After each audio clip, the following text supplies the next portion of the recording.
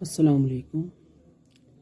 جیسا کہ آپ سب کو معلوم ہے کہ کرونا وائرس کی وجہ سے ساری دنیا متاثر ہوئی ہے اور اس وقت تمام دنیا میں ایک خوف کی کیفیت طاری ہے۔ اسی طرح پاکستان میں مظفر آباد ذات کشمیر میں بھی اسی طرح لوگوں میں خوف و ہراس پایا جاتا ہے۔ لوگ بھوک کی عالم میں، دیہڑی دار مزدور بہت پریشان ہیں۔ آج کچھ لوگوں کو دیکھا بہت دکھ ہوا، جن میں زیادہ تر سادات برادری کی تھی۔ سادات لوگ تھے جو راشن تقسیم ہو رہا تھا لیکن لے نہیں سکتے تھے، کیونکہ وہ جانتے تھے کہ یہ صدقات ہیں، خیرات ہے، جو بھی سادات پر کسی بھی صورت پہ حلال نہیں ہے۔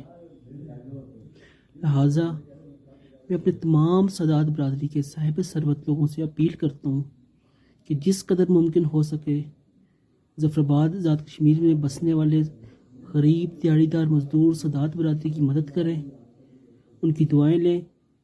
اس لاک ڈاؤن نے ان کو بہت متاثر کیا ہے۔